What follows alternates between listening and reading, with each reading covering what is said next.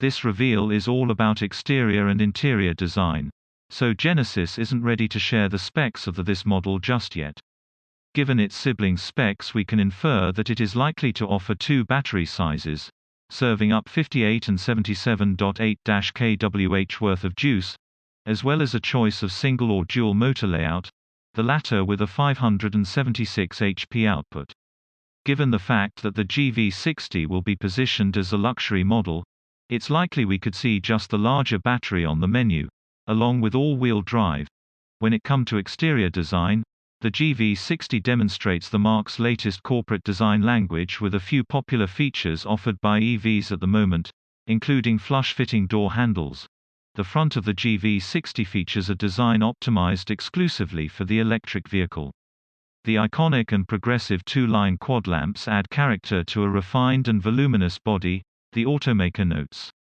A wider and more athletic crest grille has been placed below the quad lamps to emphasize the dynamic performance of the GV60 and also to increase the cooling efficiency of the high-voltage batteries in the underbody.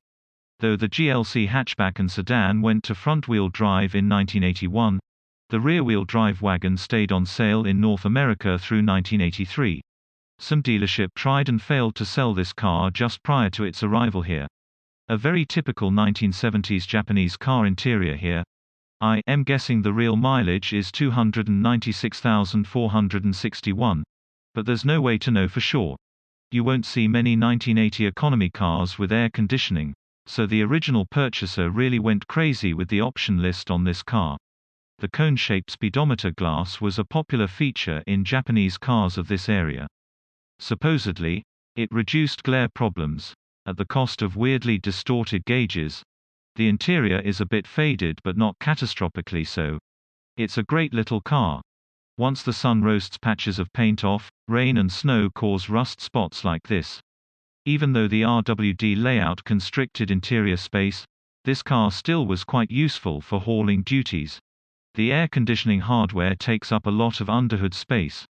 Peterson Air Force Base, now known as Peterson, the rear fascia of the car is perhaps more traditional than that of the EV6, whose profile the GV60 closely follows, trading the wraparound spoiler and taillights of the EV6 for a more conventional appearance with separate taillights, bisected by a now familiar horizontal line.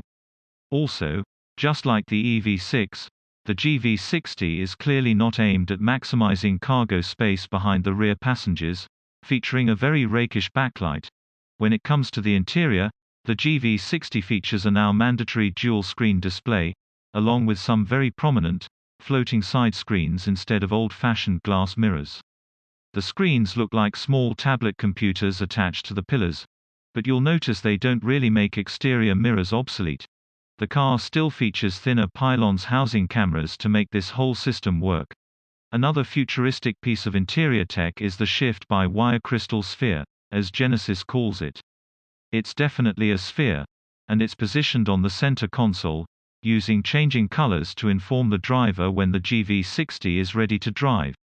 The crystal sphere is one of the most compelling design elements of the GV60, the automaker says. When the vehicle is turned off, the crystal sphere becomes the vehicle's mood lights, adding to the aesthetic of the driving experience. When you're ready to drive, the sphere rotates and the SBW appears, creating an indoor atmosphere of futuristic mobility. The production version of the GV60 is headed here in 2022, likely in the second half of the year, so we'll see the GV60 in the metal a couple more times between now and then, and actually receive details on its specs and pricing. But the Kia EV6 certainly offers a preview of sorts for this model.